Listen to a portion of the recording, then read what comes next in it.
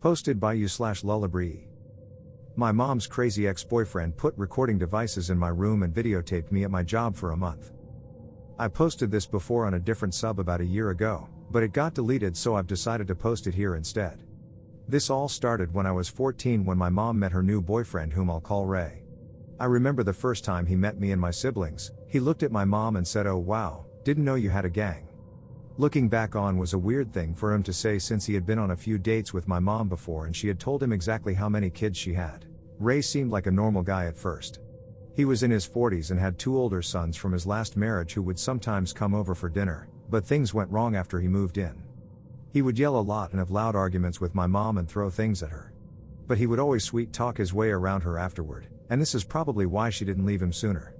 My mom was crazy young when she had us, and she has always been a bit immature for her age, so I think it made it easier for him. But Ray found it difficult to get along with my siblings and me. He would complain about every little thing we did wrong and quickly became very controlling. But whenever we complained about how he was acting to our mom, he would accuse us of trying to ruin their relationship. This worked pretty much every time, since it would cause her to get angry and yell at us instead of him. As we got older, he stopped us from seeing friends he didn't like and wouldn't allow any friends to come over unless they had his approval first. I realized he was crazy when he picked me up from school one day, which he never did, and while driving home, he accused my sister and me of trash talking him behind his back. When I asked him how he would even know that, he told me that he had proof. When we got home, he showed me a tape recorder and played back a recording of my sister and me complaining about him in our bedroom at night. I asked him WTF did he put recorders in our bedroom for, and we had a big argument. I immediately called my mom and told her, but later found out from her that she never actually said anything about it to him. I made him remove all the tape recorders from our bedroom, but I'm convinced that he kept on hiding them, since he would sometimes bring up conversations that my sister and I had while he wasn't around. We were so paranoid that we would whisper, and we never talked about anything private in case he somehow overheard. We were so terrified that he also hid cameras as well as tape recorders, and we would dress and undress super quickly, so if there were any cameras he wouldn't be able to see anything. It gets me angry thinking about the fear we lived in while living there. When I was 16, I got a job at a fast food place, and Ray had a big problem with that as well. His reasoning for this was that my boyfriend at the time worked there, and he believed that I was just going there to mess around with my boyfriend. So his way of checking on me was to come and sit in the car park and record me. He did this for a month.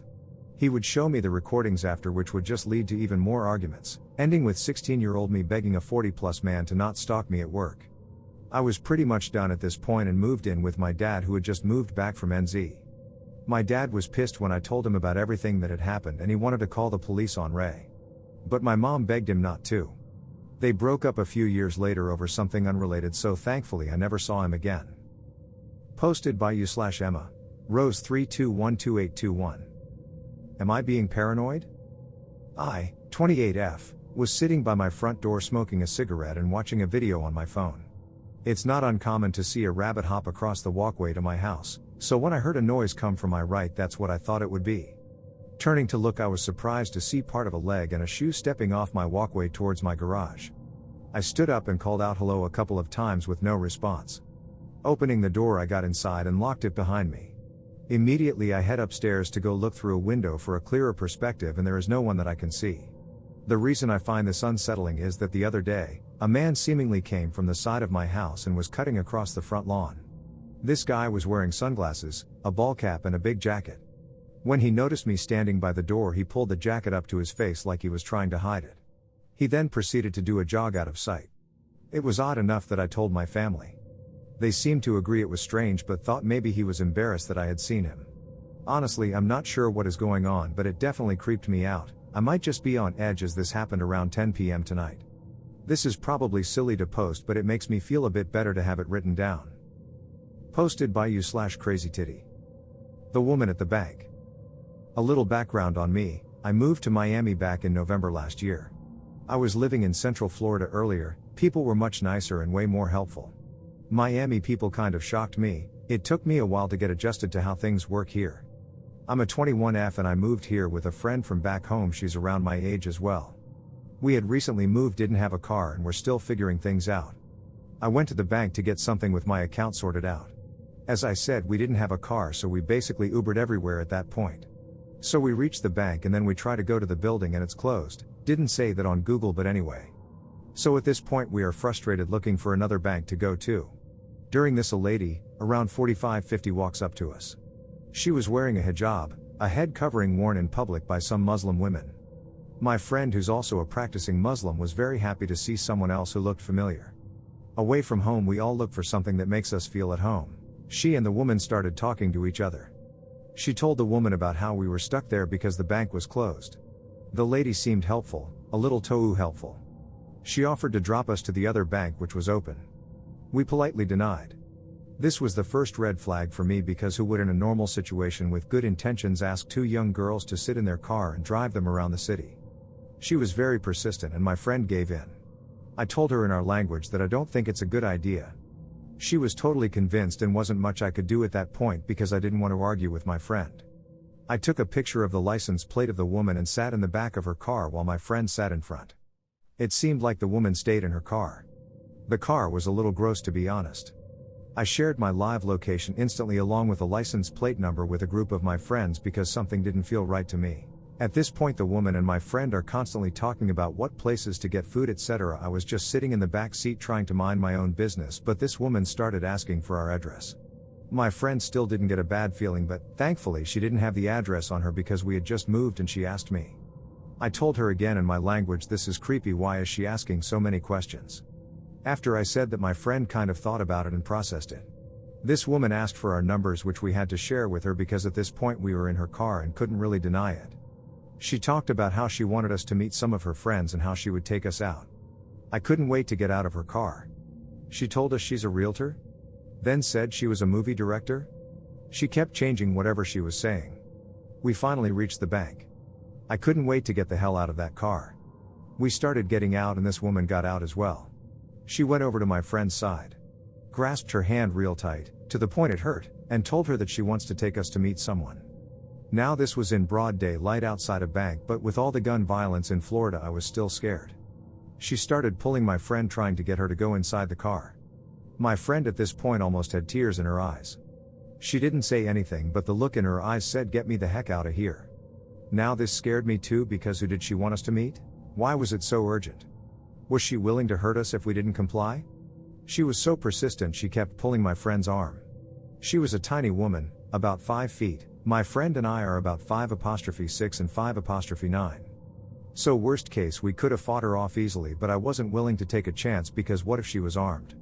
At this point I tell this woman in a very friendly voice, "Oh my God, we should definitely go. But it's 3:30, the bank is almost about to close. I have a small work, like about 5 minutes. So let me get done with this and then we are all yours." She hesitates, still holding my friend's hand in hers. Not letting go. Pulling her. I try to talk to her again very nicely. I tell her to just give us 5 minutes tops and we will be ready to go. She says okay and that she'll wait in her car. She lets go of my friend's hand and we tell her see you. And we walk to the bank. We get into the bank. Scared. Mortified. We wait until the bank closes. We just wait inside the bank. We get an Uber and walk out with a bunch of people who were leaving, sit in the Uber, make sure we are not being followed. During the time we were inside the bank we got frantic spam calls from this woman's number. She texted us, called us, repeatedly. We block her number. We were so scared we could barely talk until we reached home. That day we learned that no matter how familiar a person looks or feels, always keep your guard up. Because there's good people but there's also some bad ones, and they come in all colors, shapes and sizes. Creepy tiny woman from the bank, I never ever want to see you again. P.S. This is a screenshot of my text to one of my friends that day. I just noticed that the woman was parked in the handicapped parking lot but was clearly not handicapped and didn't even have the handicapped permit license plate. Posted by you/secret_nobody_3975. Saying I have a boyfriend was not enough. This was when I was in college. My program had about 50 people in it and there were maybe 4 guys total, the rest were women. So on my second semester I noticed this guy always saying hi to me. Let's call him Tim.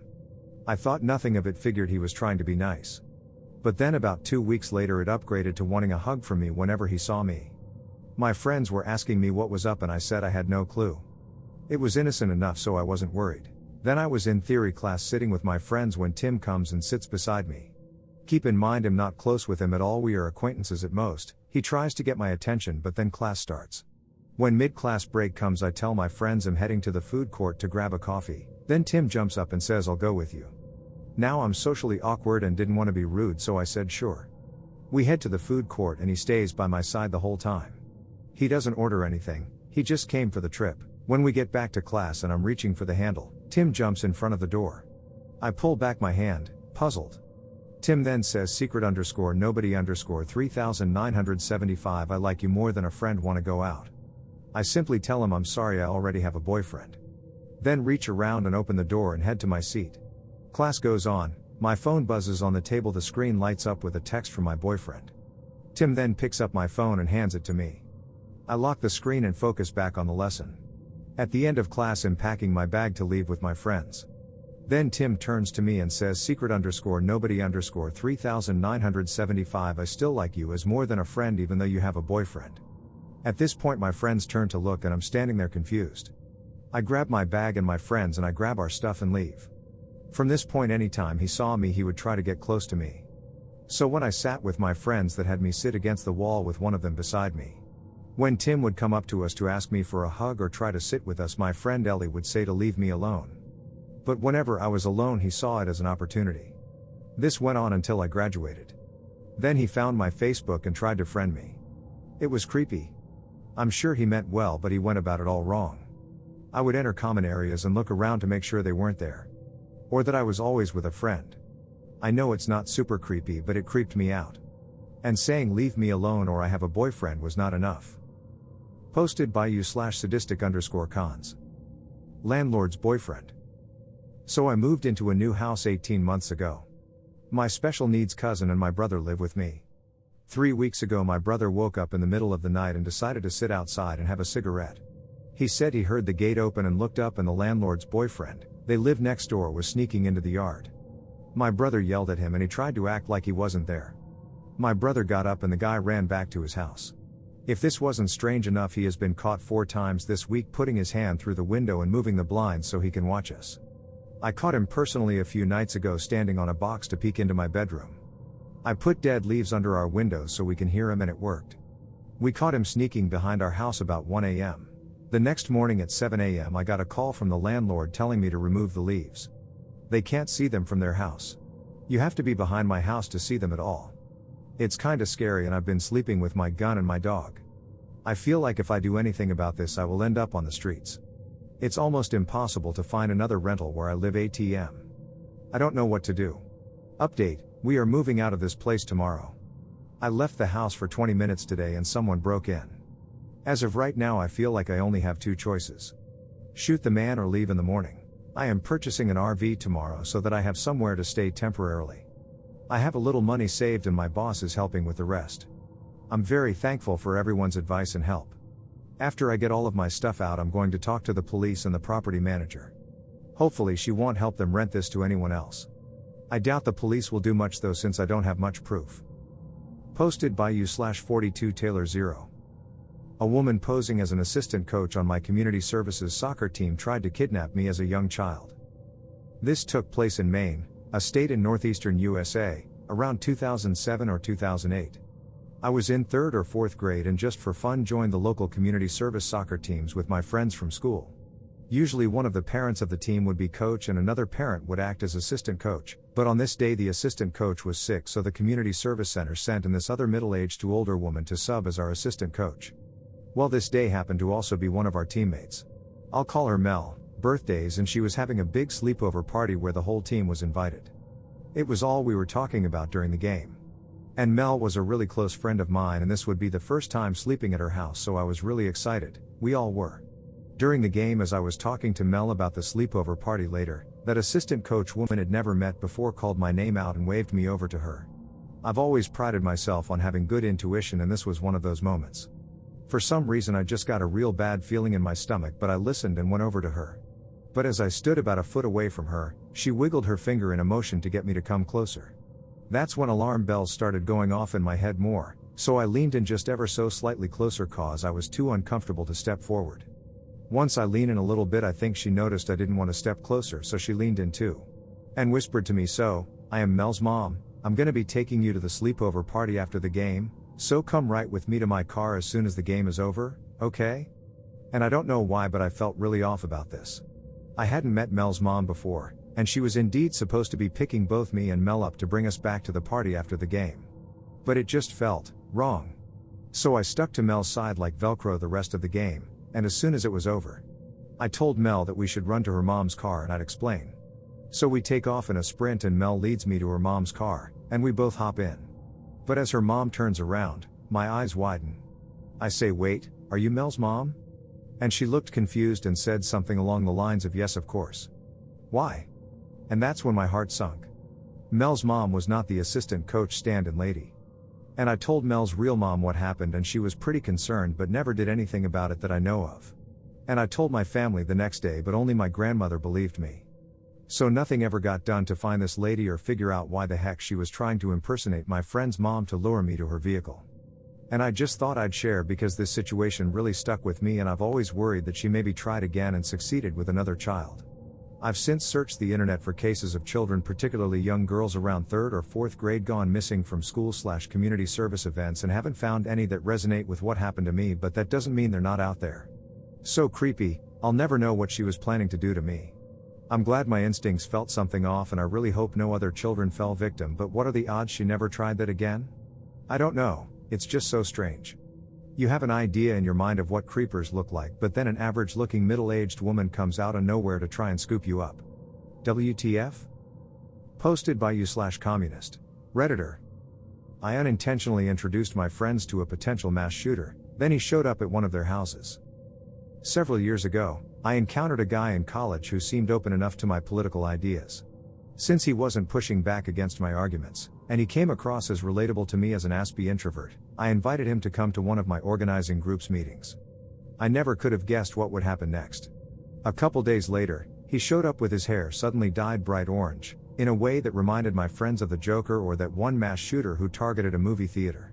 He perked up whenever violence was mentioned in our discussions of current events, and he made off-color remarks that became alarming. He told a story about how he had been raided by the FBI after buying a homemade gun from his friend, on which he wrote the 4chan meme slogan "Beta Uprising." He said this had happened because he'd made jokes about school shootings to someone, and they had reported him. He also said he has a picture of Pol Pot on his fridge, apparently in the form of a magnet that he had for some reason made a custom version of. A few months later, I was contacted by a guy who said he was friends with the 4chan dude, and who assured me that he had been legally barred from owning a firearm. This was good to hear, but the weirdness didn't end there. This other guy, who claimed to share my ideas and started showing up to our meetings, was kind of suspicious himself. One of the first things he said to me was we could raid the armory, like this is a top priority for any activist in the United States. His understanding of our goals seemed somewhat surface level and dispassionate, and when he shaved his head, his appearance caused disquiet among our group in a parallel way to how the other guy's hairstyle had done. Things just seemed subtly off about him, with the most obvious red flag being that he was associated with the 4chan dude. Then over half a year after our encounter with the 4chan dude, he showed up at my friend's house. It was after dark, and he came in a van. Which caused my friend to interrogate him out of alarm, finding out that he was visiting to deliver a package because he works for a company that delivers prisoners' goods. The fact that the dude didn't seem to recognize my friend's face was also good news, but it was still a spooky experience. It was several months after then, over a year after we encountered the 4chan dude, that the real craziness started. The guy with the shaved head had long stopped showing up to our meetings, or having any other contact with us. But someone on Facebook who was apparently his uncle went into a local group, and started telling bizarrely detailed and specific lies about my friend. He claimed my friend had had a gun on him at a protest many months prior, and that he saw the holster. I was there, and there was no holster. But this guy was adamant, and it was extremely dangerous. False stories about activists carrying guns are the kinds of things that can get the targets hurt or killed. So we weren't endangered by the potential mass shooter directly, but he roped us into a situation where violence was a real possibility.